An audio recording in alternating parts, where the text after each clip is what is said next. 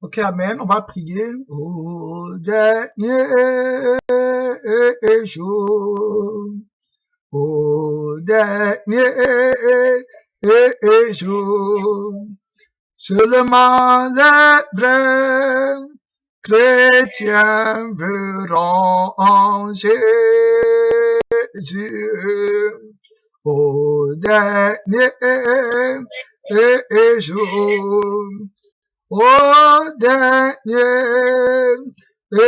jour, seulement les vrais chrétiens verront en Jésus. Au dernier jour. Au dernier jour, seulement les vrais chrétiens verront en Jésus.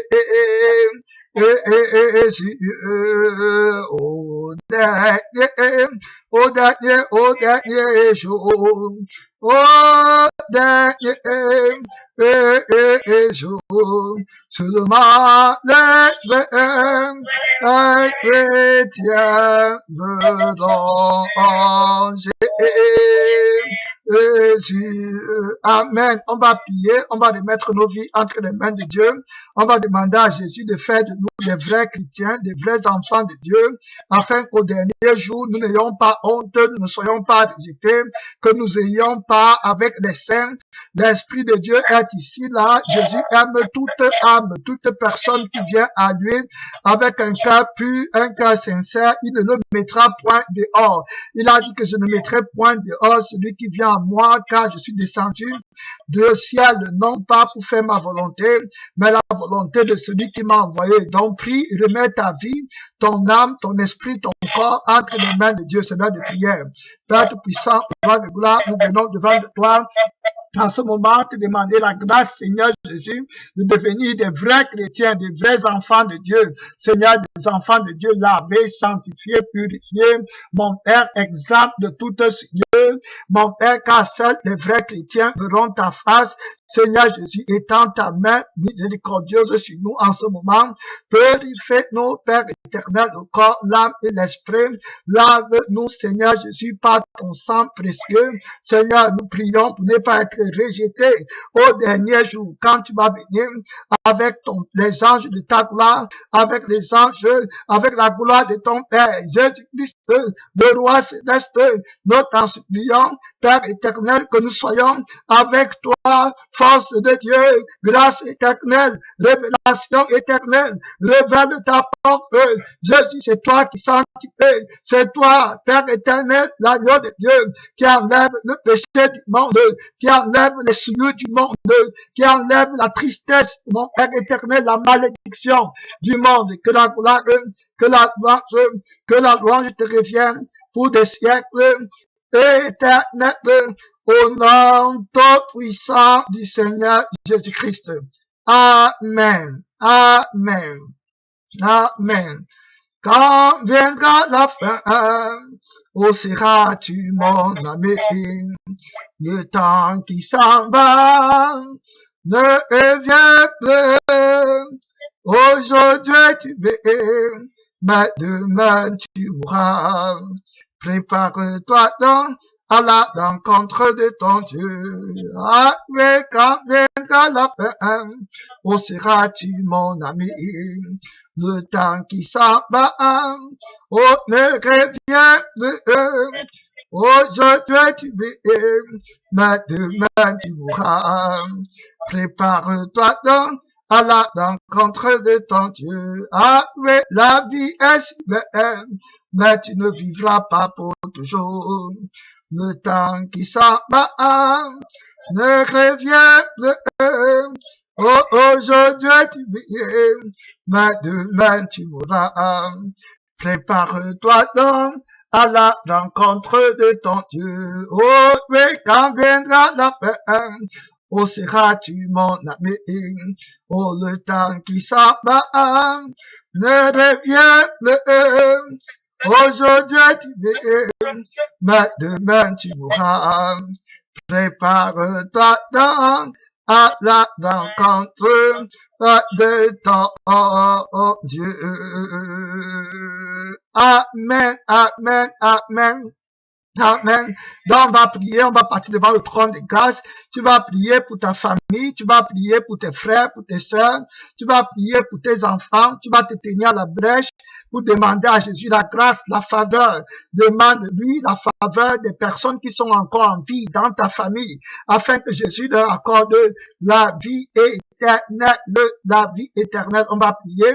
Mon Père Tout-Puissant, Roi de gloire, je viens devant le trône de Dieu, intercéder, me tenir à la brèche, Seigneur, pour les personnes que j'aime, mon Père, qui ne te connaissent pas, mon Père Tout-Puissant, j'intercède Jésus-Christ pour les membres de ma famille, Seigneur Jésus-Christ, les frères, les sœurs, mon Père Tout-Puissant, j'intercède, Seigneur, pour toutes les familles que tu connais, miséricordieux, Jésus, je lève à toi les intentions de prière, je lève à toi ma voix, Seigneur Tout-Puissant, Roi de gloire, je demande ta grâce, je demande ta force, je demande ta puissance, je demande ta délivrance, je demande, Jésus-Christ, que tu envoies les pasteurs, les prophètes, les évangélistes de Dieu, les enfants de la justice, les premiers-nés, Seigneur, ceux dont les noms sont écrits dans le livre de vie, déclarer la véritable parole de Dieu, le véritable évangile, mon Père, l'évangile éternel, incorruptible, pour le salut des âmes.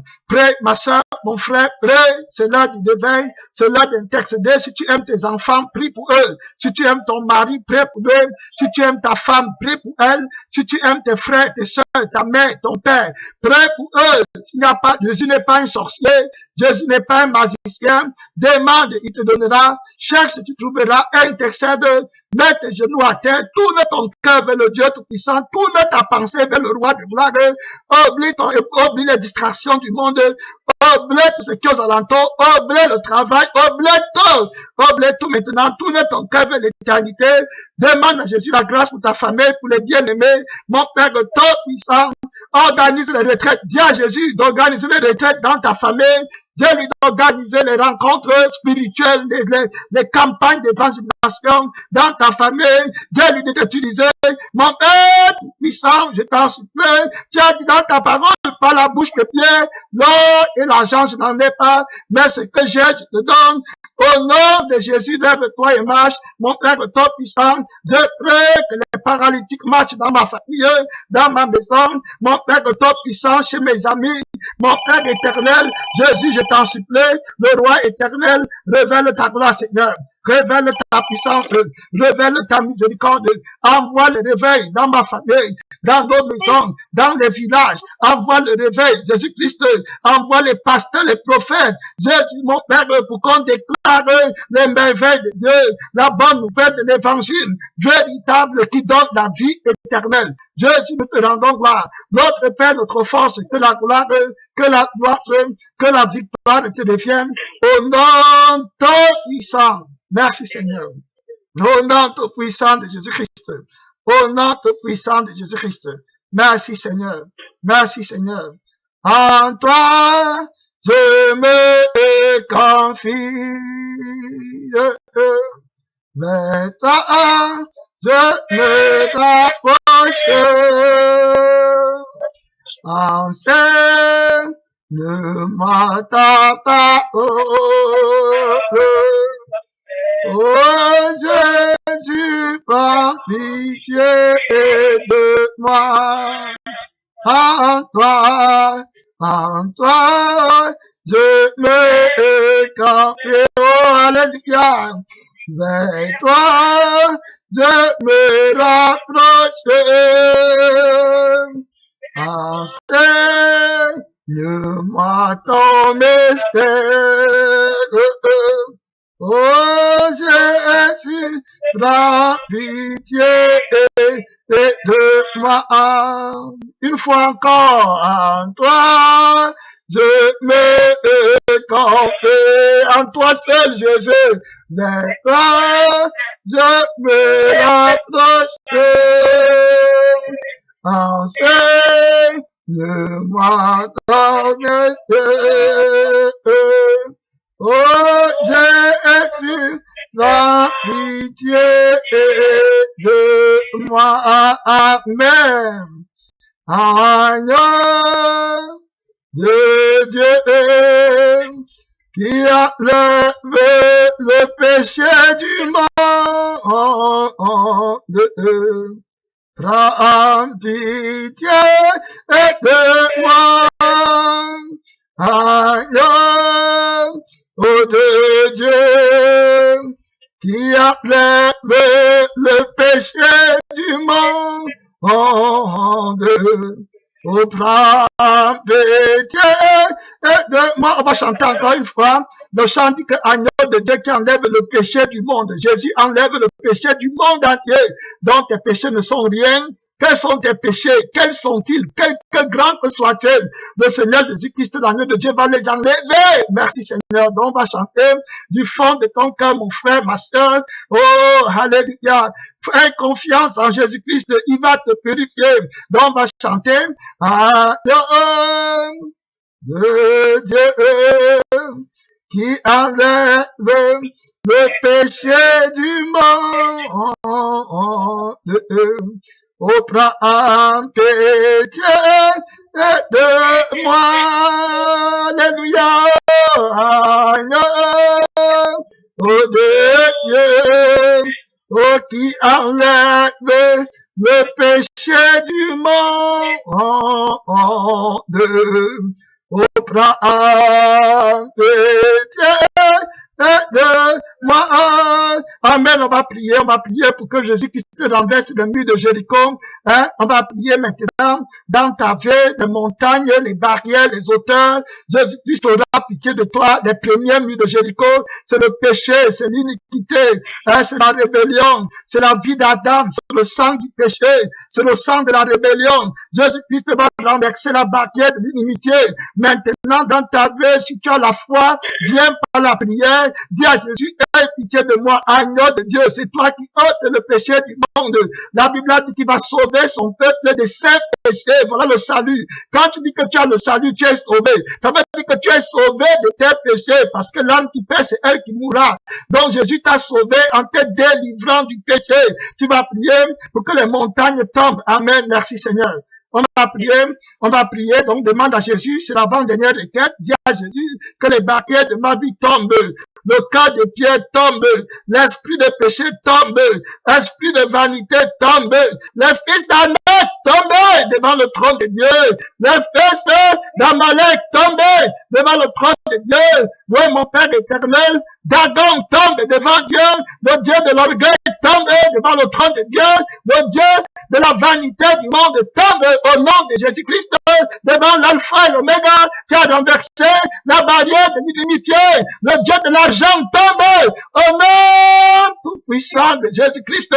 Tombe devant celui qui est assis, oh alléluia, sur le trône, celui qui est assis au-dessus des chérubins. Tombe maintenant, force de ténèbres, force de séduction, force de mensonge, force de la veine, force de porte des séjours des morts qui campent contre l'église de Jésus. Tombe, esprit de l'erreur, tombe devant le Fils de Dieu, tombe devant le rejeton de la tribu de David, tombe devant celui qui a les 7 esprits de Dieu, tombe devant celui qui tient les 7 étoiles dans sa main droite, tombe devant celui qui marche au milieu de 7 chandeliers d'or, tombe devant la parole de Dieu, esprit de l'erreur, tombe devant la parole de Dieu, tombe, esprit d'anticipation, esprit qui bouche les oreilles, tombe devant la parole de Dieu, tombe devant celui qui a les yeux comme une flamme de feu, tombe devant le roi des rois, tombe devant le Seigneur des seigneurs, tombe, ta puissance tombe, au nom tout puissant de Jésus, le roi de gloire,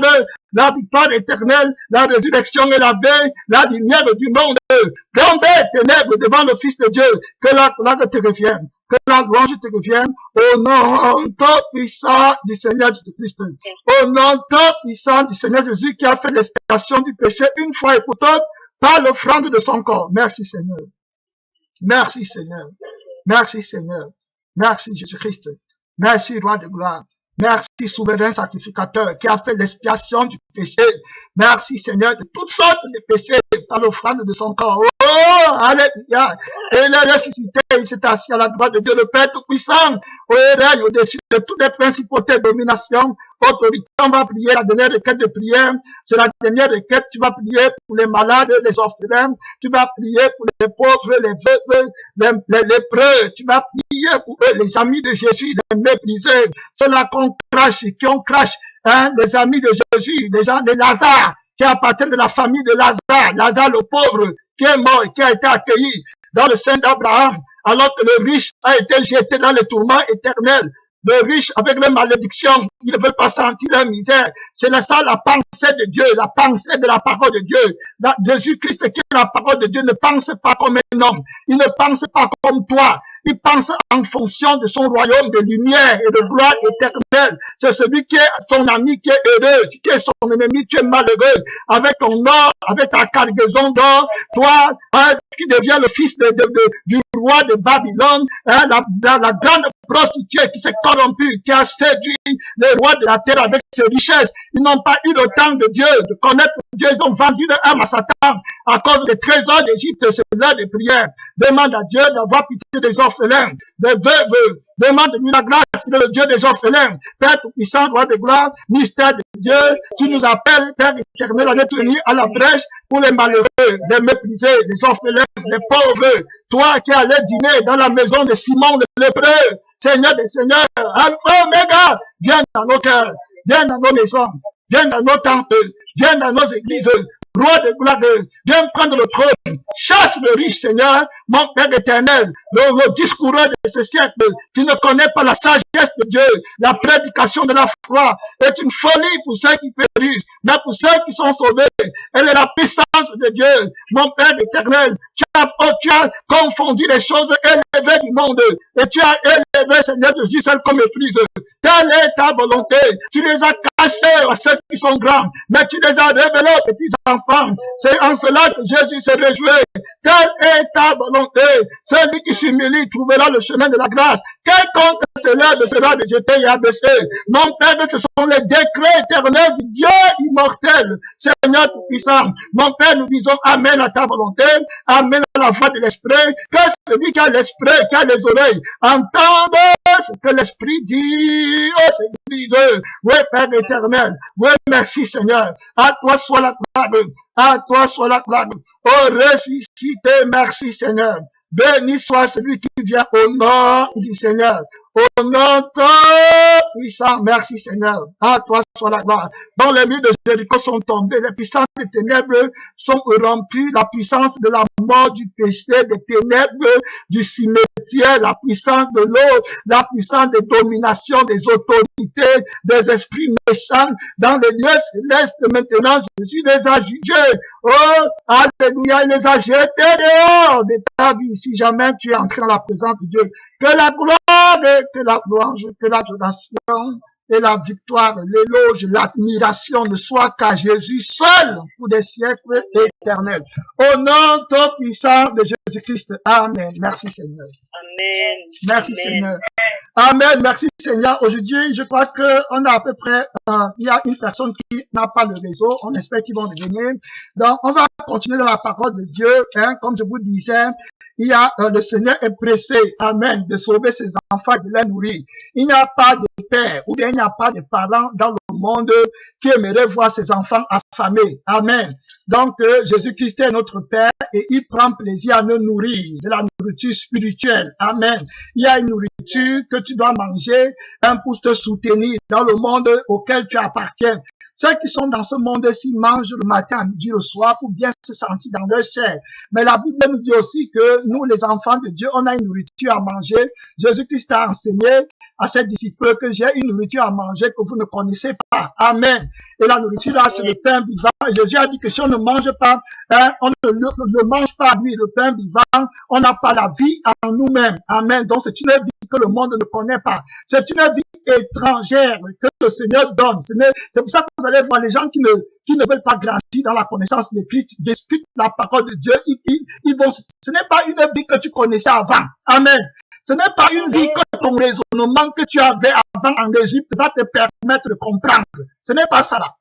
Ça n'a rien à voir avec les diplômes. Amen. Les apôtres, c'était des gens qui n'étaient pas instruits, ils n'étaient pas à l'école.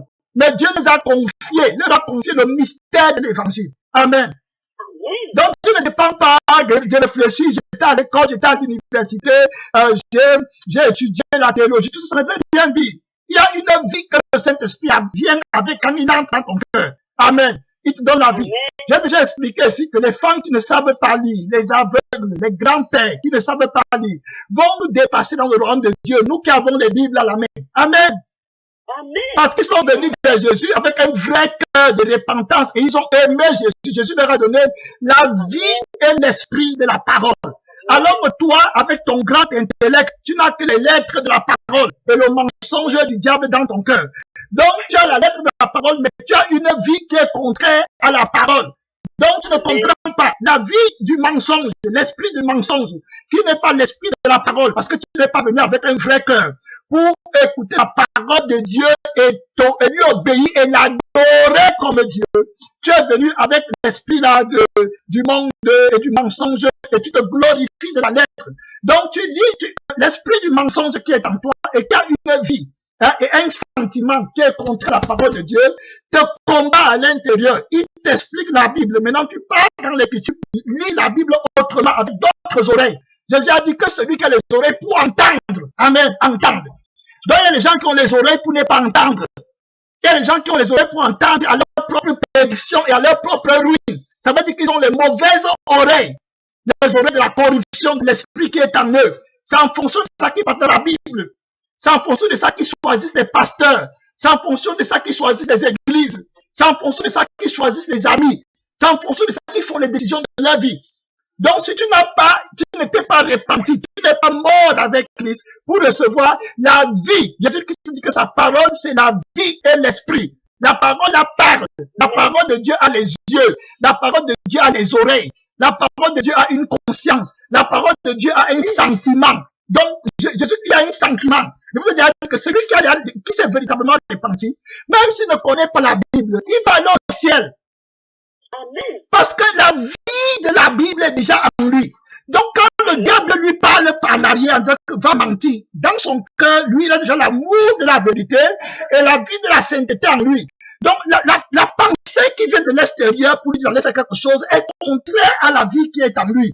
Donc, il va savoir que c'est le diable. Donc, il a le discernement. En fait, la vie de Jésus-Christ, qui est la parole de Dieu, est en lui. Donc, il n'a plus besoin d'aller dans la Bible dit quoi? Est-ce que je dois fumer ou je ne dois pas fumer? Il n'a pas, la vie qui est en lui est contre la cigarette. Amen. Donc, il ne va pas fumer. Il ne va pas fumer. Le Saint-Esprit en lui, l'esprit d'amour de Jésus, est-ce que quand lui, il remarque qu'il est près de Jésus. Maintenant, quand il part mettre la musique du monde, il se rend compte qu'il y a quelque chose. Il remarque qu'il n'a plus besoin d'aller voir dans la Bible. Est-ce que la Bible dit que je dois écouter la musique ou je ne dois pas écouter la musique? Les mensonges comme ça que les gens se font souvent pour se mentir et ils ne veulent pas suivre la vérité. Hein? La vie, si tu es véritablement repenti, tu vas savoir l'esprit de Dieu qui est en toi, la vie qui est en toi est contraire aux esprits qui agissent dehors. C'est ça. Donc, lui, il ne va pas lui mettre la musique parce que la musique, là, c'est contraire à la vie de l'esprit, à la vie de la parole qui est en lui. Il n'a pas seulement les lettres, mais il a la vie. Donc, Jésus te donne la vie éternelle en dépassant ce que la chair et le sang peuvent faire. La chair et le sang peuvent aller côté les lettres de la Bible, mais la chair et le sang ne peuvent pas donner l'esprit, la vie de la parole. Pourquoi les gens, tu vas passer 10 000 ans à leur expliquer les versets bibliques, ils ne comprennent pas. En fait, ils ne comprennent pas, ils ne sont jamais repentis. La vie qui est en eux est contre. Donc, quand tu leur dis les choses, ils ne peuvent pas comprendre parce qu'ils entretiennent un démon en eux qui a une vie qui est contraire à la vie de la parole qui est Jésus-Christ. Donc, quand Jésus leur parle, ils ne peuvent pas accepter ce que Jésus leur dit parce qu'ils veulent s'identifier. Ils veulent que la parole que Jésus dise soit identique à l'esprit de perdition et de vanité qui les anime dans leur cœur. Donc, ils ne peuvent jamais arriver à la connaissance de la vérité. La Bible dit qu'il y en a plusieurs comme ça qui apprennent toujours, mais n'arrivent jamais à la connaissance de la vérité parce qu'elles ne se sont jamais repenties. C'est ça. Et puisque la parole est ce qu'il faut faire, ce n'est pas ce qu'il faut faire. Répands-toi, aime Jésus de tout ton cœur. Tu vas voir que tu vas bien comprendre.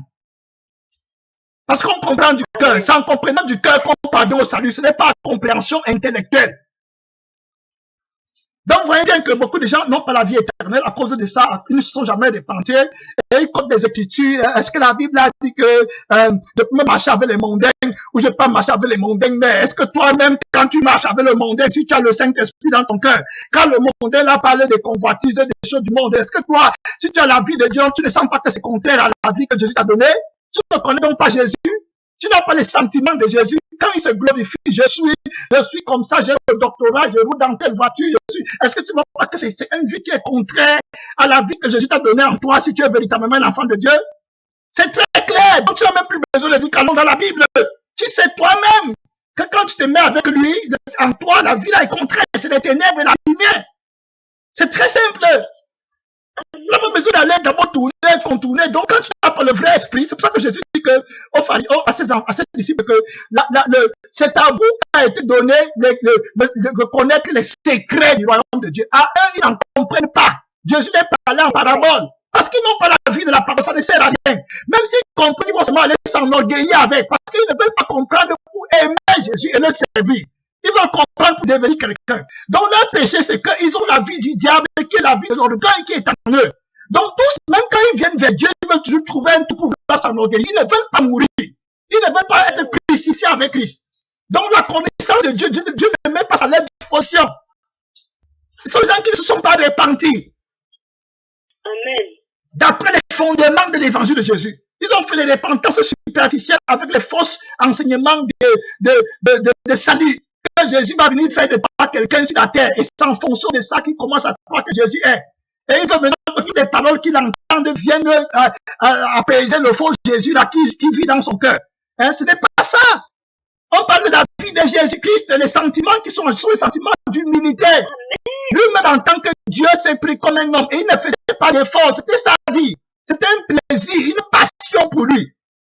Sa vie est comme ça, il est humble, il est simple. Il dit que soyez comme les petits enfants.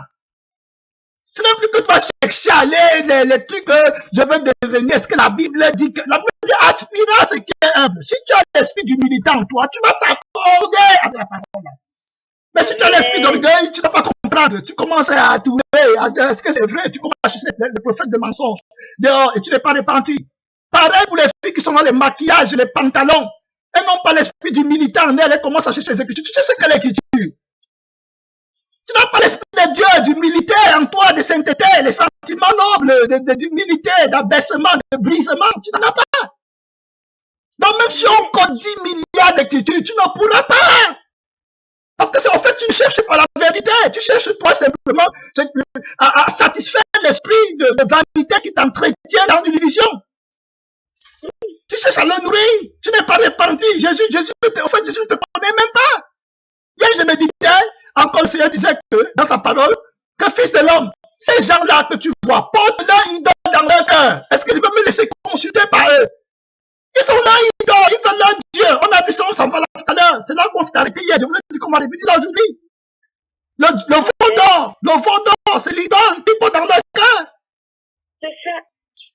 Ils veulent que l'idole devienne Jésus, mais il n'a pas la puissance de devenir Jésus. Donc il ne peut te mentir qu'il est Jésus. Comme le veau d'or. Pas de que Jésus n'a pas, ils n'ont jamais voulu se repentir. Hein? Le témoin de Jésus, c'est la mort et la résurrection. Voilà, c'est fini. Si tu ne veux pas mourir avec Jésus, il n'y a pas de vie éternelle pour toi. Quand tu te baptises, est-ce qu'on te baptise en mettant l'eau? On te prend, on te met dans l'eau, tu descends complètement. On te met dans l'eau comme un mort, comme on enterre les morts. Pour ceux qui ne connaissent pas, quand on enterre un mort, donc ta nuque est à terre, on t'enterre comme ça, tu regardes là-haut. Donc c'est comme ça qu'on te baptise. Tu es en train de dire toi-même, par l'acte de baptême, que tu es en train de mourir avec Jésus. Hein? Ça veut dire que ta vie de vanité dans le monde, tu es en train de dire que c'est fini. Tu dis toi-même par la confession du baptême que tu es en train de faire. Et quand tu sors, tu es en train de dire que maintenant, comme vous me voyez là, le vieux Esomba, ce n'est plus lui. Le Esomba qui aimait qu'on l'encense, on dise qu'il est bien habillé, qu'il a les belles lunettes, qu'il a une belle voiture, qu'il a l'argent, qu'il a les copines, oui, qu'il parle bien français. Le Esomba là est mort, il n'en a plus question. C'était la vie du diable qui l'agitait. Je ne sais pas comment on va expliquer l'évangile aux gens. Ils vont te faire vouloir adorer un autre Jésus. Il est mort. Il question, il n'est plus rien. Il est zéro. Maintenant, la vie qu'il a là, c'est la vie que Jésus lui a donnée. Donc, toute la gloire appartient à Jésus. Sans Jésus, et son bras est mort. Il n'est rien, il est à bout, il a fumé. Donc, la louange de son bras est seulement Jésus. Amen. Gloire à Jésus-Christ. Voilà ce que ça veut dire. Donc, quand ils sont mauvais, on ne chantait plus, il n'avait plus qu'on chante son nom. Quand tu chantes le nom de son bras, il devient ton ennemi. C'est ça. Parce que tu veux ressusciter celui qui est mort. Il y a des gens qui viennent à toi et ils veulent s'attacher au vieil homme. Parce qu'un-même, il ne veut pas le vieil homme. Il veut donc être avec toi dans le vieil homme. Ce sont tes ennemis jurés, il faut les catégoriser. C'est comme ça que Jésus a discerné Pierre. Il a dit, arrête de moi Satan. Jésus, quand il marchait sur la terre, il avait le côté spirituel, il avait le côté humain. Et il chassait tous les gens qui voulaient venir du côté humain. On a vu le Marthe et Marie. Marthe qui disait à Jésus que tu ne t'inquiètes pas de ce que ma soeur ne m'aide pas à faire les travaux charnels là-dessus. Jésus a dit que non, Marie a choisi la bonne part. Elle a choisi la parole éternelle de Dieu. Toi, tu es en train de t'embrouiller dans les choses charnelles pour préparer la nourriture au corps de Jésus. Ça n'a pas d'importance. Il faut chercher la vie éternelle. Si tu n'es pas sauvé, la vie éternelle, c'est que tu payes. Jésus a encore enseigné en disant les paroles claires de sa bouche. Que si quelqu'un veut me suivre, il faut qu'il déteste sa propre vie. Il a dit non. Il a dit que si tu aimes ta vie dans ce monde, tu vas la perdre. Il a dit. Mais quel Jésus vous voulez que les gens craignent le veau d'or comme Aaron? Je ne suis pas Aaron. Amen. Les gens vont vouloir que tu sois Aaron. Ils viennent te voir pour que tu fasses le veau d'or. On va passer la parole de Dieu.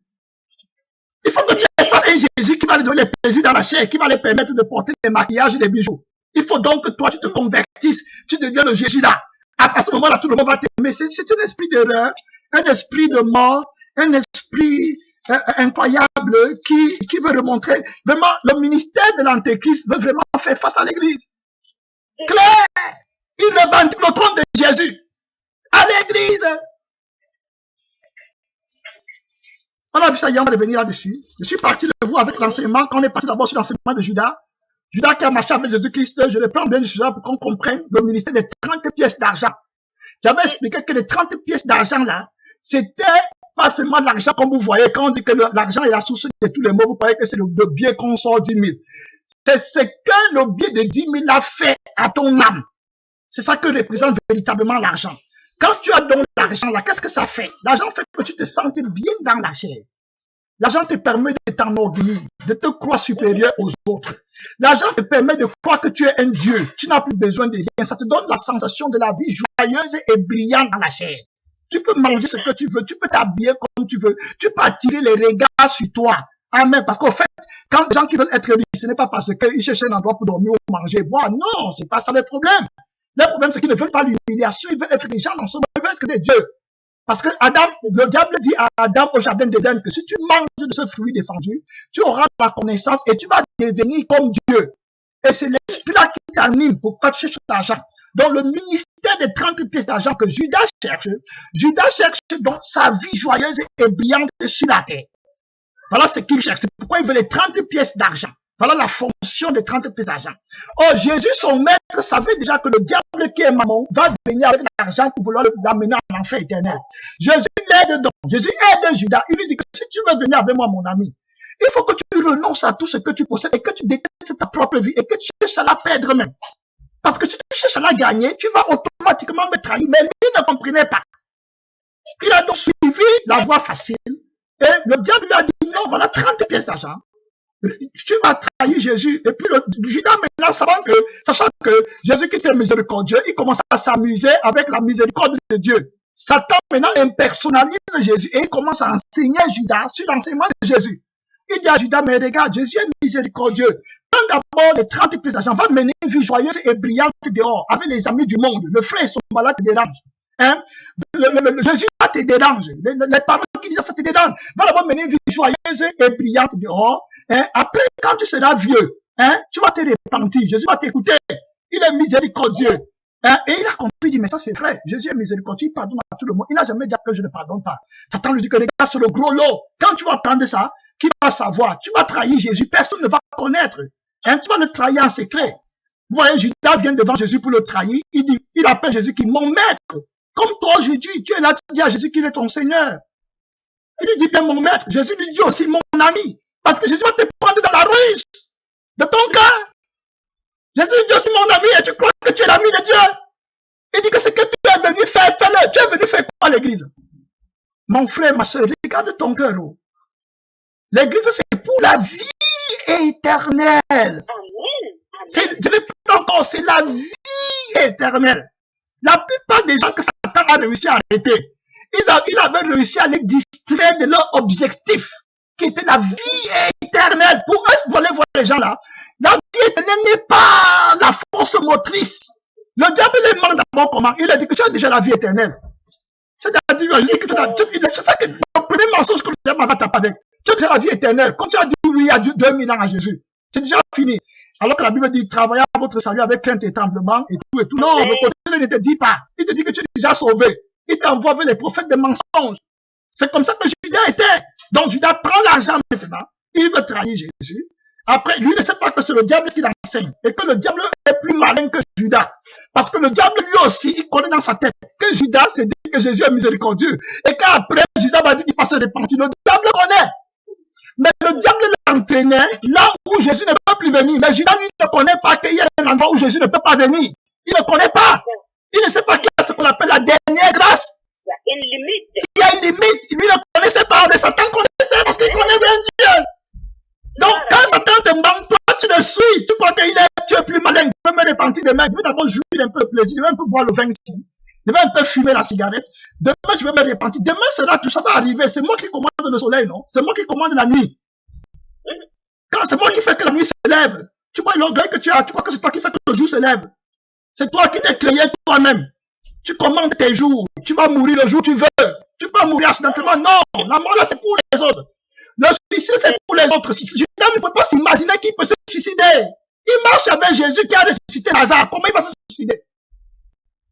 Les gens qui mettent en confession, je suis l'ami du pasteur. Tu es l'ami de quel pasteur? Cherche la repentance pour le salut de ton âme. Ils mettent la confiance sur les gens. Après, ils ne veulent pas se repentir, ils s'attachent aux gens pour devenir les amis des autres dans la chair. Tu es l'ami de Jésus, la chair t'envoie en enfer quand tu meurs. Voilà Judas qui va en enfer. Il ne mange pas avec Jésus. Donc le diable conduisait Judas pendant le principe, mais lui il dit que non, d'accord, c'est vrai, ça c'est vrai. Il est l'ami du démon, l'ami du démon qui disait qu'il ne veut pas se repentir. Parce qu'il aime la vie joyeuse et brillante dans la chair. C'est que le diable le conduit très facilement parce que Judas ne veut pas renoncer au plaisir de la chair. Tu vois, et à la joie du monde aussi. Il ne veut pas. S'il voulait renoncer à ça, le diable aurait trop de difficultés de le déplacer. Amen. Le diable va dire, mais il ne bouge pas, il ne mange pas mon pain, il ne mange pas mes graines. Mais il mangeait facilement parce qu'il aime la vie. Toutefois, les filles là qui aiment le maquillage, les pantalons, c'est la vie joyeuse, brillante que les pasteurs leur donnent. C'est ça qui fait qu'ils sont enchantés dans le truc là. Ils suivent ça, ils sont excités, c'est la joie. Et c'est la vie joyeuse et brillante. Le diable les prend comme vous prend les poissons avec la maison. Quand tu mets le petit verre, il vient pas comme un peu, on tire le truc. L'autre vient aussi pas comme un meurt. Et il disait tout ce qui est pas te voir Jésus au ciel. Viens les voir en enfer. Viens les voir et les pleurs. Et toi qui vont manipuler Jésus-Christ, comme ils manipulaient les hommes et les pasteurs qui n'ont pas l'Esprit de Dieu et qui sont plus attachés à les chairs, plus qu'à Jésus. Parce que ce n'est pas tous les pasteurs que tu peux manipuler, il y a les pasteurs que tu peux pas manipuler. D'abord, quand tu les vois déjà, tu les connais. Amen. À distance, quand tu viens avec le maquillage, tu vas même les voir en route, tu vas fuir, tu vas changer de voix. Tu les connais déjà, ils ne sont pas tes amis, ils ne sont pas là pour toi, ils cherchent Jésus. Ils ne connaissent rien de la chair, ils ne sont personne dans le monde.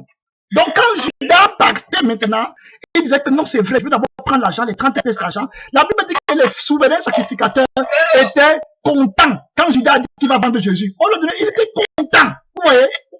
Donc, les 30 pièces d'argent là que tu cherches, quand tu dis que ça va donner la joie aux autres personnes, ta famille va t'envoyer prendre les 30 pièces d'argent. Ton mariage, tes enfants vont te pousser à aller chercher les 30 pièces d'argent.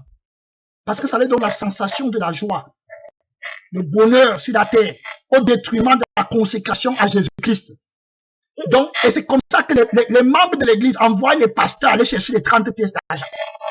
Exactement comme les enfants d'Israël là ont envoyé Aaron aller prendre les 30 pièces d'argent pour faire le veau d'or, pour qu'il soit content. Je vous dis qu'il y a un mystère.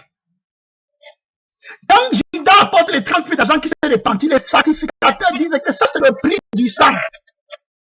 C'est le prix de la vie d'un homme. De l'éternité qu'il achète là. Les plaisirs du monde que tu as là. C'est le prix de la vie éternelle de ton âme qui Satan te donne maintenant pour que tu prennes, tu manges. Au détriment de la vie éternelle que Jésus va te donner. Donc Judas part avec Satan, croyant que lui va se repentir quand il va vouloir d'après sa tête. Donc il commande de Dieu, il est plus sage. Jésus lui donne beaucoup d'opportunités de se repentir. Jésus l'attend. Jésus vient à la table. Judas meurt à la table de Jésus. Voilà où c'est fini pour lui. La Bible dit que Judas volait d'abord l'argent avant, mais Jésus l'attendait toujours. Quand ils arrivent à la table du sacrifice de Jésus-Christ, Jésus lui dit qu'un d'entre vous va me trahir. Il dit bien, les apôtres lui demandent que c'est qui. Il dit que c'est lui à qui je donnerai le morceau de pain trempé. Judas voit bien, il mange. Judas lui-même, dans sa bouche, demande à Jésus, Maître, c'est moi. Jésus lui dit que oui, c'est toi. Mais il ne peut pas se repentir. Il a les 30 pièces d'argent et la vie joyeuse et brillante sur la terre. Amen. Il a des amis qui sont dans le monde avec qui il vivait avant, qui ont les maisons et les voitures. Il faut qu'il ait les 30 pièces d'argent, peu importe, il ne cherche pas la vérité. La question que Judas pose à Jésus, c'est lui qui va trahir Jésus. Il ne pose pas la question parce qu'il veut chercher la vérité pour se repentir. Les gens qui veulent poser des questions à Jésus ne veulent pas se repentir, posent des questions parce qu'ils veulent seulement aussi remplir le showbiz et qu'on les dise justifier à leur conscience. Est-ce que c'est moi? Jésus lui dit que c'est toi, mais il ne peut pas se repentir. Regardez comment Jésus l'attendait. Jusqu'à là, Judas a encore la possibilité de se repentir. C'est ça. Mais il ne se repent pas parce qu'il a le goût des 30 pièces d'argent, la vie de vanité dans ce monde, la vie de plaisir, joyeuse et brillante. On va dire quoi de moi? Je serai le dernier. Les hommes là qui me voient en route, les filles là qui s'habillent, elles vont me considérer comment? Elle est encore avec l'esprit d'Égypte, il est encore avec les forces éternelles de la Bible qui agissent en eux pour amener d'autres enfants en enfer. Et il est en train de manger à la table de Jésus. Il se revendique être chrétien, mais il ne veut pas renoncer à lui-même. Je parle de Judas qui sont dans le corps de Christ, les enfants de Judas et les filles de Judas. Qui ont le ministère d'insulter Jésus-Christ sur sa table. Jésus l'attend, il ne veut pas se repentir. Le diable connaît que Jésus-Christ a le pouvoir de la vie et de la mort. Donc, le diable va toujours t'envoyer là où tu vas pécher contre l'Esprit de Dieu. Il va te pousser à aller parce qu'il connaît où Dieu va te brûler. Dieu ne va pas tolérer que tu entres dans le lieu très saint avec le péché, qui que tu sois. Donc, comme Judas s'approche beaucoup de Jésus, de la sainteté de Jésus, quand Jésus prend donc la sainte sainte, qui est sa vie de sainteté incorruptible pour donner à ceux qui l'aiment, Judas est à côté. Vraiment. Et c'est insulter Jésus, qui est omniscient, qui est tout pour toi, qui s'humilie, qui veut te donner tout, mais tu ne veux pas de lui. Et tu es devant la grâce, la plénitude de la grâce de Dieu. Alors que d'autres sont, regardez, les pharisiens qui vont tuer Jésus-Christ, Jésus va les laisser continuer à vivre. Alors que Judas même qui est sur la table de la grâce va être le premier à mourir. Exactement comme Ananias et Saphira sont morts étant à l'église, alors que les prostituées étaient encore dehors en train de marcher. Vraiment. Donc, Judas il est dans la présence de Dieu, il ne connaît pas Dieu. Il a les roues des 30 pieds d'argent. Comme toi, tu peux être là aujourd'hui, dans la présence des révélations incroyables de Dieu. Mais pour toi, c'est la folie. Il faut qu'on te donne les 30 pièces d'argent. Il faut qu'on te prêche l'évangile des 30 pièces d'argent qui vont te donner la vie de jouissance dans la société. C'est celui-là que tu attends. Jésus fait donc comment? Il dit, il prend le pain qui donne la vie éternelle aux autres. Le même pain qui va donner la vie à Pierre parce que Pierre a le cœur pur, sanctifié. Il mange le pain là, étant en accord avec Jésus-Christ. Donc pour chercher la vie éternelle, parce que c'est ça qui est dans le cœur de Pierre. Le pain donne la vie éternelle, le pain là donne la vie éternelle à Matthieu, à Luc, aux autres. Mais le même pain, quand Jésus le brise pour donner à Judas, la Bible dit que Satan entre en lui.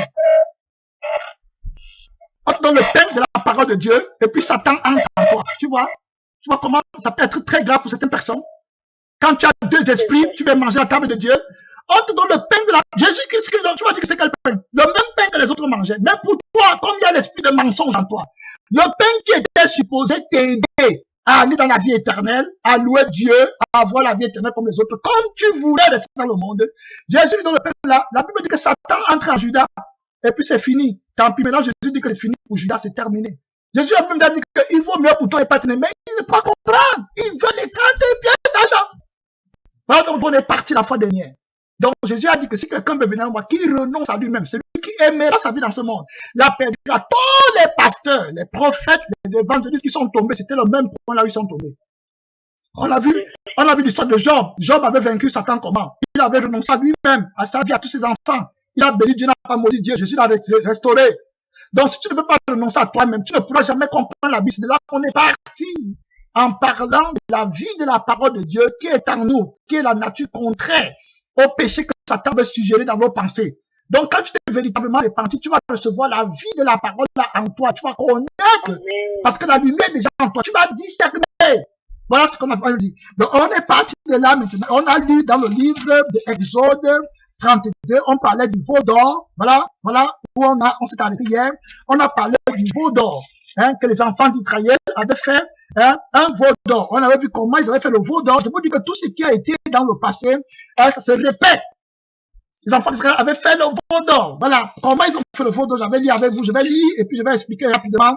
Dans Exode 32, le verset 1 à 6, je vais lire.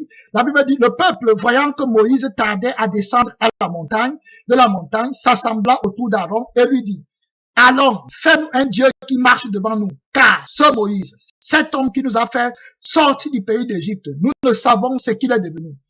Aaron leur dit, ôtez les anneaux d'or qui sont aux oreilles de vos femmes, de vos fils et de vos filles, et apportez-les-moi. Et tous ôtaient les anneaux d'or qui étaient à leurs oreilles, et il les apportait à Aaron. Il les reçut de leurs mains, jeta l'or dans le moule, et fit un veau en fonte. Et il dit, Israël, voici ton Dieu, qui t'a fait sortir du pays d'Égypte.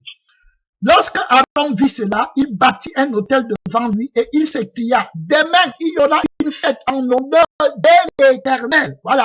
Exactement, il dit dès l'Éternel, il ne dit pas de Satan, non, il dit dès l'Éternel, comme aujourd'hui dans les églises, dès l'Éternel, de Jésus-Christ.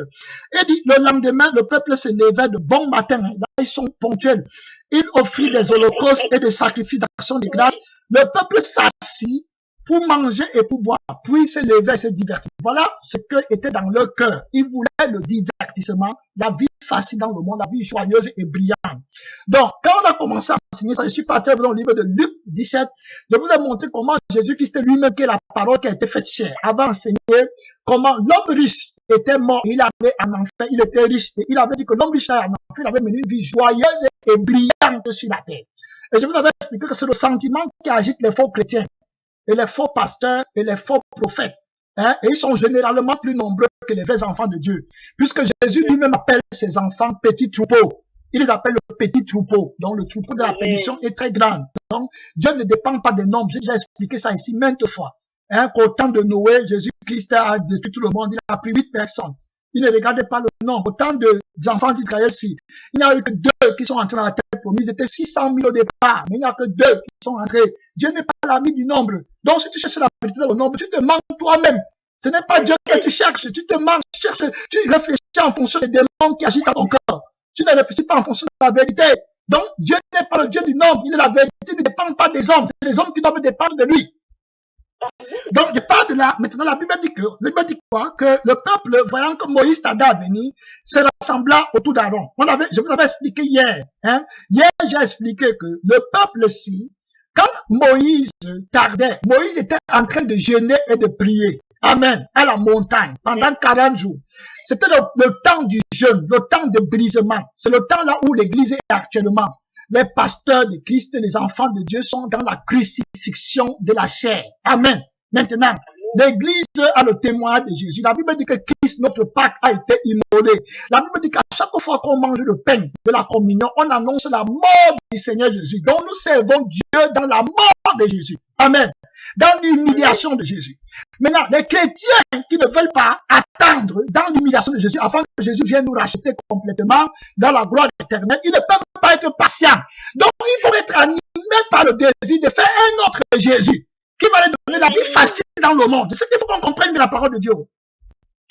Il faut qu'on comprenne bien ce que la Bible veut dire. Parce qu'après, tu vas aller voir les prophètes de mensonges pour t'expliquer ce que toi, tu voulais comprendre. Après, tu vas commencer à dire qu'il a expliqué, ils expliquent comme ça. On va t'expliquer le mensonge, ça va être sucré. Mais quand on t'explique la vérité, ça n'entre pas. Voilà. Donc, il ne pouvait pas patienter dans le jeu. L'église est dans la période du brisement du corps, la mort de Jésus, la crucifixion de la chair. L'apôtre Paul a dit que ceux qui sont en Christ ont crucifié la chair avec leurs passions et leurs désirs. Donc, ils ne peuvent pas chercher à mener une vie joyeuse et brillante sur la terre. Ils portent le deuil de Jésus. L'apôtre Paul, la Bible nous dit dans le livre de 1 Pierre 4, 1 à 2, que celui qui a souffert dans la chair a fini avec le péché, afin de ne plus vivre selon la convoitise des hommes, mais de vivre selon la volonté de Dieu pendant le reste du temps qu'il lui reste à vivre sur la terre. Donc vous voyez qu'on parle de la souffrance de Jésus. Jésus a dit que si quelqu'un ne renonce pas à lui, ne porte pas sa croix et ne me suit pas, il ne peut pas être mon disciple. Donc quelle vie joyeuse et brillante toi tu veux avoir? Dans la parole de Dieu, tu cherches quel pasteur qui va te prêcher la sucrerie, les bonbons. Et comme Moïse était dans la crucifixion, dans le brisement, il ne pouvait pas patienter. Il cherchait maintenant un pasteur, un prophète, un évangéliste menteur comme Aaron, qui n'est pas dans le jeûne et la prière, qui n'est pas dans la mort de Jésus, qui n'est pas dans le témoignage de Jésus, qui est la crucifixion du péché par la mort de la chair, par l'offrande de son corps. Jésus-Christ est le souverain sacrificateur qui a fait l'expiation de péché une fois et pour toutes, par l'offrande de son corps. Donc avant on tuait les brebis et les boucs, mais lui-même il a demandé qu'on le tue. Amen. Pour qu'il enlève le sang des péchés, afin que le sang de la sainteté entre dans l'alliance de Dieu. Pour nous, pour notre salut. Donc on va dire que Jésus est mort pour nous délivrer de notre péché. Il est ressuscité pour notre justification. Voilà, Aaron n'était pas dans le témoignage de Jésus. Le peuple de Dieu, donc, qui avait la démangeaison de la vie facile, comme les églises maintenant, ils veulent mener une vie joyeuse et brillante. Ils veulent ce qui est palpable. Ils veulent voir un Dieu qui peut toucher et manipuler. À leur guise. Un Dieu qui va leur donner ce que leur cœur veut. Voilà, ils ne veulent pas les Jésus qui vont leur donner les voies difficiles. Même quand Jésus a dit mon chemin est toi et les soleil, les soeurs, les frères, ils ne peuvent pas chercher à comprendre ça. Jamais, jamais. Je te dis qu'il n'y a rien à faire. Ils sont prêts même à faire n'importe quoi, même à dire à Jésus, on s'en fout de toi pour le veau d'or. Les boucles d'oreilles, les pendants, le veau d'or symbolise aussi, je vous ai dit que le Dieu qui se font d'eux-mêmes, l'image là qu'ils se représentent d'eux-mêmes, ils ont les amis du monde. Quand Martine a eu un diplôme, il faut que toi aussi tu aies un diplôme. Quand Julienne a eu un grand travail, il faut que toi aussi tu aies un grand travail. Quand Robert s'est marié, il faut que lui aussi se marie. Quand l'autre achète une maison, il faut que... Voilà là, parce que c'est en fonction de ça qu'ils tirent leur gloire, les uns les autres. Il faut donc que Dieu aussi change et que Jésus vienne aussi faire ce qu'il demande là. Mon Dieu, Seigneur Tout-Puissant. Il faut que il ne veut pas changer, non. Il faut que c'est Jésus qui change. Il faut que le Dieu qui les a fait sortir d'Égypte change et qu'il devienne le veau d'or. Voilà leur prédication. Donc ils disent à Moïse, ils disent à Aaron, fais-nous un veau d'or qui marche devant nous. Et ils vont l'appeler le Dieu qui les a fait sortir d'Égypte. C'est-à-dire que le diable les conduit du jour où Dieu va les consumer par le feu. Et ils disent toujours qu'ils sont chrétiens. N'oublions pas qu'Aaron aussi, c'est une des personnes qui avait fait les miracles devant Pharaon. Il était parti avec Moïse. Et je vous avais enseigné que ce n'est pas parce qu'un pasteur prêche la vérité et que demain ne peut pas te prêcher l'erreur. C'était le même Aaron qui avait jeté le bâton à terre par Moïse et puis le bâton est devenu le serpent. Et c'est Aaron qui était parti avec Moïse. Mais voici le Aaron là. Les gens qui aiment mettre leur confiance sur les hommes. C'est un grand pasteur. Et mon pasteur a dit que, le prophète a dit que tu es en train de chercher la mort éternelle et tu amènes les gens et tu les corrompes. Et quoi? Voici Aaron ici qui est en train de faire le veau d'or. Voici Aaron qui est en train de faire le veau d'or. Il avait le sacerdoce. Dieu l'a utilisé. C'est pas parce que Dieu l'a utilisé qu'il ne peut pas tomber dans l'erreur. Cherche la vérité. On a déjà dit ça dans la parole de Dieu. Donc ils ont fait le veau d'or, ça dit que Aaron va dire apporter les pendants d'oreilles, les boucles d'oreilles et tout ça. Et les boucles d'oreilles, les pendants là, pourquoi? Parce que c'était l'expression du Dieu qui agissait dans leur cœur, la vanité. Oui. Donc ils vont prendre ça pour actualiser donc le Dieu là, pour qu'on le voie, parce que c'est un Dieu qu'on ne voit pas. C'est eux qui portent le Dieu eux-mêmes. Ils n'ont plus non plus de réflexion là-dessus. Hein. Hein? Maintenant, le Dieu qui les a sortis d'Égypte, eux, ils font un Dieu qu'eux-mêmes ils portent. Maintenant, leur raisonnement ne peut plus les amener de leur côté. Leur raisonnement, c'est seulement qu'il faut réfléchir pour aller contre Dieu. Hein? Bon, là, c'est à ce moment-là qu'ils utilisent le raisonnement. Mais quand il faut utiliser le raisonnement pour dire, mais pourquoi Dieu dit que ces voies seront difficiles, pourquoi Dieu dit d'acheter? Non, il ne peut pas poser la question au pasteur. Ils vont laisser le côté là, qu'ils ne vont pas poser, ils vont seulement prendre le côté qui est sucré. Ah, ils vont utiliser le raisonnement là-dedans. Ils se font un Dieu qu'eux-mêmes ils portent. Mais comment? Nous, on porte notre Dieu. N'est pas avant celui qui est supposé nous porter. Quel est ce Dieu que nous portons? Non, ils ne peuvent pas réfléchir comme ça. Il faut qu'ils réfléchissent d'après le raisonnement qui va les amener à la solution qu'ils voulaient, au résultat qu'ils voulaient. La vie joyeuse et brillante sur la terre. Voilà leur objectif. Donc leur raisonnement est conduit dans le but d'aboutir à cette solution de la vie joyeuse et brillante. Donc ce n'est pas qu'ils cherchent la vérité, non, ils cherchent la vie joyeuse et brillante. Toi, tu t'es pour le monde là, prophète de Dieu, en voulant leur dire que non, sur le chemin de la vérité, Jésus te dit que ne suis pas les gens là. Ils ne cherchent pas la vérité, ils cherchent la vie joyeuse et brillante sur la terre. Ce n'est pas la vérité qu'ils cherchent. S'ils cherchent la vérité, ils vont déjà trouver des bruits. Ils cherchent les penchants de leur cœur. Voilà. C'est ça qu'ils cherchent, ils ne cherchent pas Dieu. Donc, même souvent, on dit que Jésus ne les envoie pas les pasteurs. Jésus dit que non, en fait, ce n'est même pas les pasteurs qui les trompent. Ils n'aiment même pas le pasteur là, qu'ils suivent même là. Le pasteur que tu crois qu'il suit là, ce n'est pas le pasteur, ils aiment l'esprit qui est dans le pasteur, l'esprit de la vie joyeuse et brillante. C'est ça qu'ils cherchent. Si le pasteur là se répand et commence à leur parler maintenant de la vérité, ils vont fuir le pasteur là. Ils vont le fuir, ils vont vider son église. Parce qu'ils vont aller, donc vraiment, personne ne peut tromper le Seigneur. Ils vont quitter l'église là, ils vont aller chercher maintenant notre pasteur qui a l'esprit qu'ils veulent avoir, l'esprit de la vie joyeuse et brillante. Donc, au fait, ils n'aiment même pas le pasteur. Ils aiment simplement l'esprit de joyeux et brillants qui anime aussi le pasteur. Donc, il devient un dans l'esprit là. C'est pour ça que Jésus va dire qu'ils ont rejeté mon esprit. Ce n'est pas, quand le Seigneur les envoie les prophètes, et il rejette les prophètes de Dieu, Jésus va dire que c'est moi qui rejette parce qu'il rejette l'esprit, mon esprit qui est dans le prophète et qui les parle de la vie, du brisement, du renoncement à soi, de l'humiliation de Christ. Il rejette pas, il rejette l'esprit là. Et quand ils partent chercher l'autre pasteur, c'est l'esprit qui les permet de vivre joyeuse et brillante. Si le pasteur là se répand, ils vont quitter son église pour aller chercher l'autre personne. Voilà comment le Seigneur les juge. Il montre les tensions de leur cœur. Ils ne cherchent pas la vérité. Ils sont manipulables à gauche, à droite. Ils tournent là. Ils n'ont jamais voulu la connaissance de la vérité. Donc, ils vont faire donc, un veau d'or. On a vu ici avec vous que, et quand ils ont fait le veau d'or là, comme je vous avais expliqué, que quand tu es dans le péché et la désobéissance, il est trop difficile. Quand tu continues à faire le péché là, si tu acceptes la vérité, parce que la vérité c'est que Dieu va t'envoyer en enfer éternellement.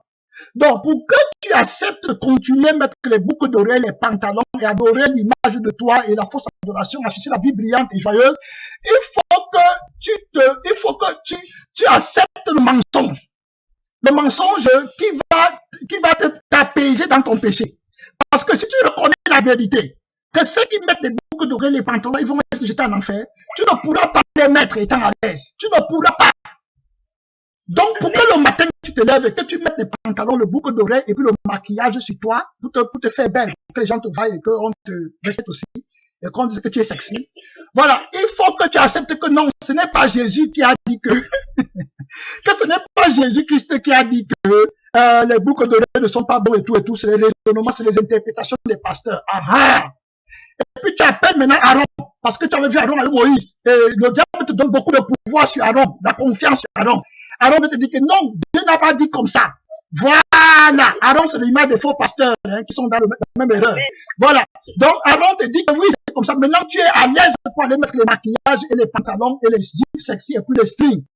Pour aller montrer que toi aussi, tu es quelqu'un là-bas dehors. Et qu'on va te voir avec les hauts talents, le conformisme mondain. Tu ne connais plus Jésus. Voilà, tu es là maintenant avec les Aaron qui sont tes pasteurs. Jusqu'à ce que Jésus-Christ vienne. Révéler ton mensonge.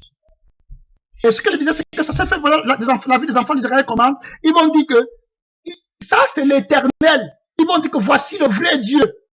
Donc, ils vont vous prêcher l'esprit de l'erreur en vous disant que voici le vrai Dieu, le vrai, qui t'a fait sortir du pays d'Égypte. Et toi, maintenant, Satan te donne le raisonnement mondain que tu aimes avoir. Il va te dire que, mais, tu vois, est-ce que tu connais Jésus plus qu'Aaron? Non, tu ne connais pas Dieu plus qu'Aaron, parce qu'Aaron était avec Moïse de près, donc Aaron connaît Dieu plus que toi. Si Aaron dit que le beau d'or c'est Dieu, donc c'est directement Dieu, pourquoi tu t'ennuies encore? Hein, si Aaron te dit que le maquillage et les pantalons, la vie sexy dans le monde est bien, pourquoi tu te déranges encore? Hein, c'est Aaron. Maintenant ta confiance c'est Aaron.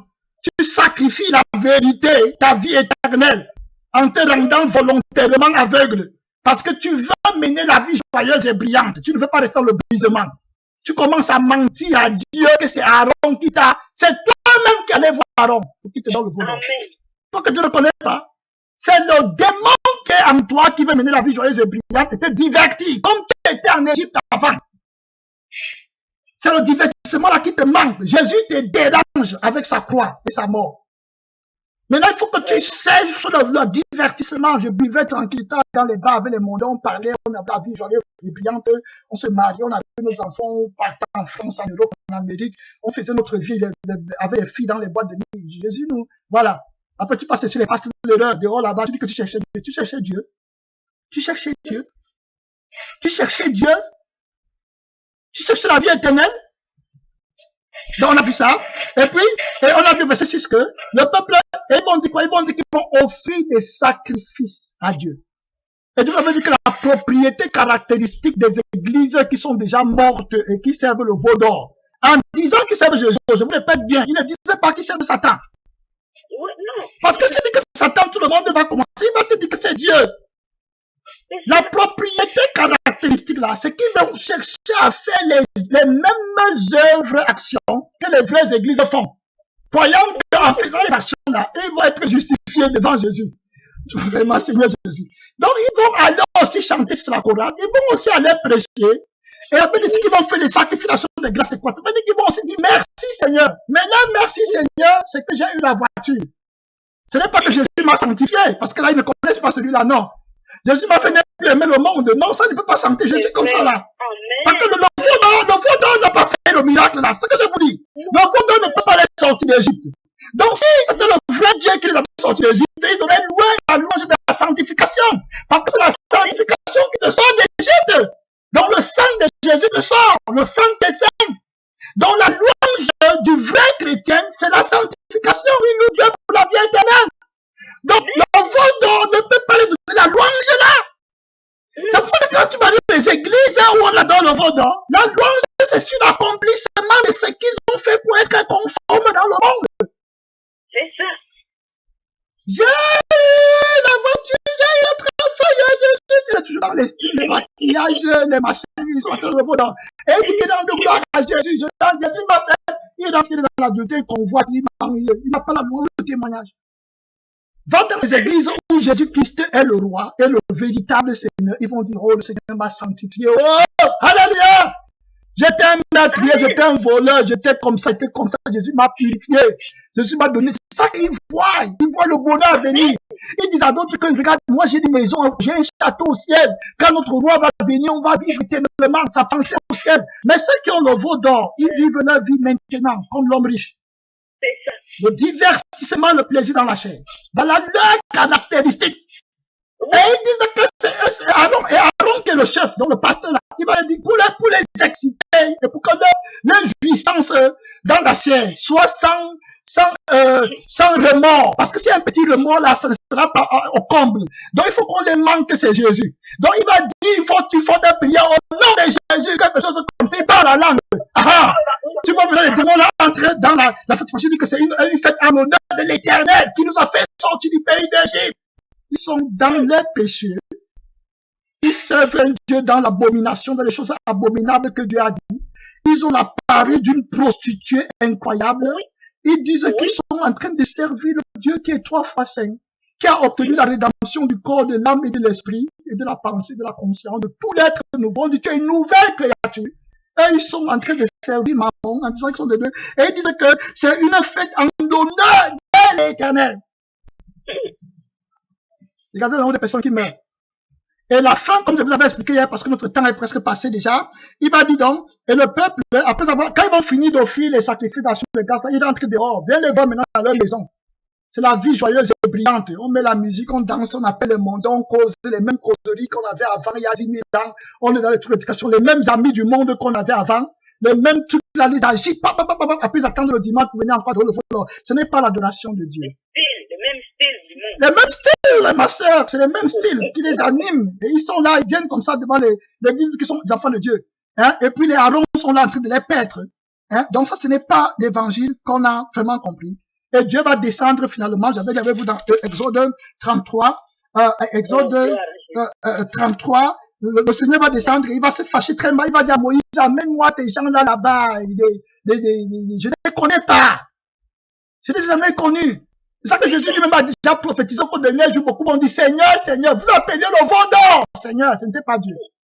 Tu as adoré le veau d'or. Le veau d'or ne t'a jamais sorti du pays d'Égypte. C'est pour ça que tu as toujours apparu sur toi. Si Jésus t'avait sorti du pays d'Égypte, il serait ton vrai père.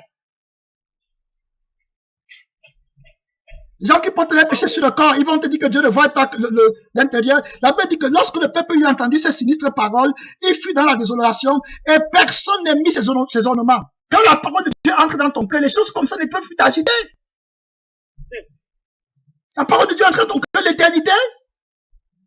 Tu es plus sensible à l'image, à la louange, aux éloges que les hommes font de toi. Tu es trop dans le monde, que ta parure extérieure est tellement importante que si tu n'as même pas cette parure, tu ne peux même pas aller à l'église.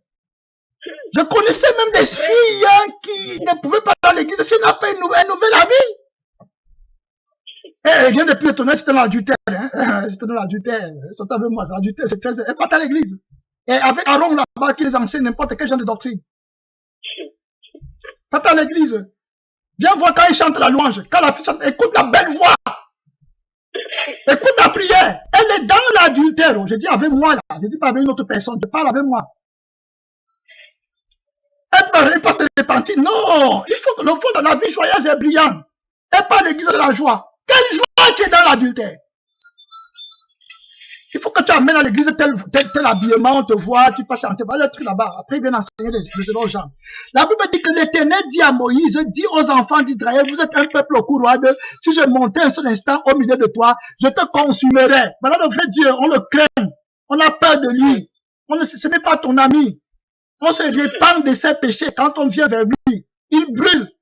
Il dit qu'il va consumer. Consumer, ça veut dire qu'il va te brûler avec le feu. Il n'est pas là, il ne te connaît pas dans la chair. Il dit que si lui venait, donc quand le veau d'or est là, je suis quelle joie. Attends jusqu'à ce que vrai Jésus vienne. C'est pour ça que quand tu arrives dans les églises comme ça, quand un vrai pasteur vient, tu vois, il commence à prêcher, tous sont tristes. Ils sont comme ça. Ils commencent à croire que oui, bien sûr. Amen, frère. Glory to Jesus. Parce que la vraie parole y est arrivée maintenant, ils voient que c'est ça, quand le vrai Dieu maintenant est arrivé, tout c'était triste. La Bible dit qu'il a entendu les sinistres paroles. Donc vous voyez, là, quand Dieu a commencé à parler, la vie joyeuse et brillante, la louange qu'ils avaient, c'est pas dit ou alors? Ça a disparu. Quand le vrai Dieu vient maintenant, la louange a disparu. Il n'avait pas la joie du Seigneur, il était trompé. Ils adoraient Satan. Alors, ceux qui ont le cœur vivant et l'esprit vont commencer à jouir parce qu'ils savent que voilà l'arrivation de ce qu'ils attendaient. Dieu leur dit que je veux les consumer. Il dit, regarde maintenant ce que Dieu leur dit. Ôte maintenant tes ornements de dessus toi et je verrai ce qu'il te fait. Les ornements, c'est-à-dire la vanité. Enlève tout ça là. Chasse les esprits là, des mensonges, des petites vanités, des trucs là pour séduire les hommes dehors et toi-même te mentir que tu es belle ou bien te mentir que tu vas voir quelque chose devant là-bas. Enlève tout ça. Je vous ai dit que la parure, c'est une arme efficace que le diable met entre les mains des filles, des femmes, pour avoir ce qu'elles veulent, pour mener une vie joyeuse et brillante. Quand elles cherchent un travail, il faut qu'elles mettent ça sur elles, pour que le patron croit qu'il y a quelque chose de beauté, et puis ça l'influence. Quand elles cherchent le mari, il faut qu'elles fassent ça, pour qu'on croit qu'il y a quelque chose. Les gens qui disent que je fais le maquillage parce que pour me sentir bien, est-ce que tu vois ton visage toi-même? Comment tu te sens bien? Pourquoi vous avez le mensonge? Est-ce que tu vois ton visage quand tu marches en route? Alors, quand tu mets le rouge à lèvres là, c'est pourquoi? Est-ce que tu vois ça? C'est pour les autres. C'est pour les autres qu'on voit et on te dit que tu es aussi, voilà, les trucs, et puis tu mens, tu viens. Que Jésus-Christ ait pitié de nous, hein, parce que je ne veux aucune personne comme ça, qui se revendique au dernier jour, dit qu'il priait dans l'église là-bas, le frère Somba va enseigner que jamais enseigné que tu n'es pas sauvé. J'ai crié à haute voix. Si le Seigneur nous conduit là-bas, on va reprendre l'enseignement demain. Je ne sais pas si c'est ça que le Seigneur veut qu'on fasse. Demain, on va reprendre l'enseignement sur le maquillage, les pantalons, la parure extérieure. On va donner au moins 50 versets dans la Bible qui prouvent que Dieu ne veut pas de tout ça. Que ça entre dans le cœur, dans l'âme, dans l'esprit. Que quand tu as les choses là, tu es en train de servir maman. La Babylone la grande. Ta mère, ce n'est pas, c'est la mère des prostituées. C'est pour ça que tu t'habilles comme une prostituée. Parce que ta mère, c'est Babylone la grande qui est une prostituée. La Bible dit la femme qui avait la mise d'une prostituée. Pardon, ce n'est pas la nouvelle Jérusalem qui est notre mère au ciel. La Bible dit clair que Sarah, votre mère, s'habillait comme ça. Alors, vous voulez que le Saint-Esprit parle comment? Moi, je ne suis pas Aaron. Je ne veux pas être Aaron. Je ne veux vraiment pas.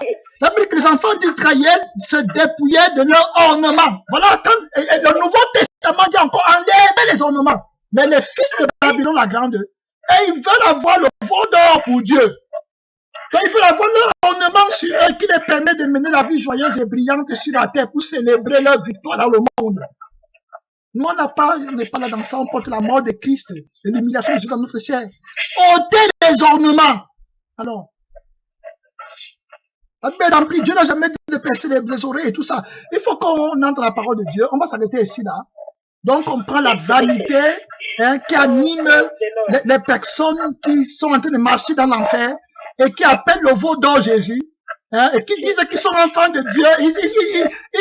La Bible dit qu'au dernier jour, les gens seront des pécheurs et ils vont se choisir des enseignants d'après les penchants de leur cœur.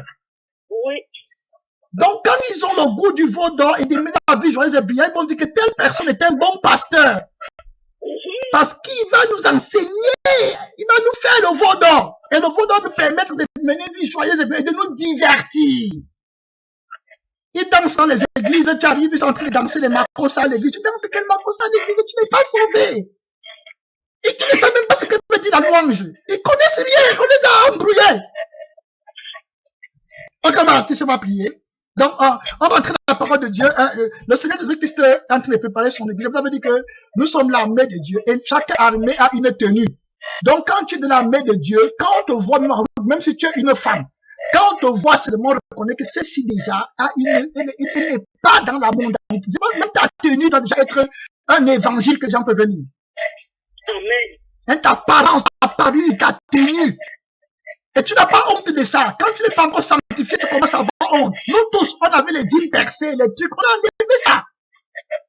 C'est pour faire plaisir aux filles, montrer les petits trucs qu'on appelle. Ça, c'est la mondanité. On n'est plus dans ça. On va prier, on s'arrête ici, notre Père Tout-Puissant.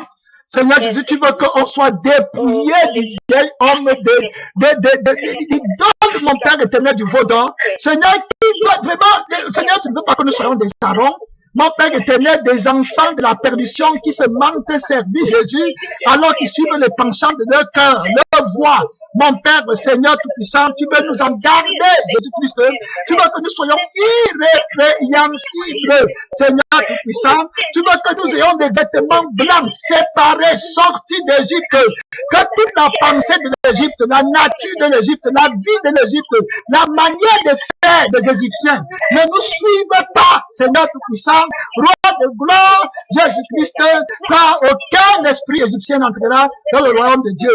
Mon Père, que tu veux une église sanctifiée, purifiée, lavée, exempte de toute souillure. Père éternel, tu ne compromettras jamais ta parole, Jésus, même pas pour une église, même pas pour une ville, même pas pour une nation entière, même pas pour toute la terre. Tu ne changeras pas ton standard. Mon Père éternel, ta voix, elle est serrée pour toutes les générations, elle est étroite et resserrée. Père, sont ceux qui la retrouveront. Seigneur Tout-Puissant, nous prions pour marcher dans cette voie. Seigneur, pour ne pas compromettre, même pas pour les membres.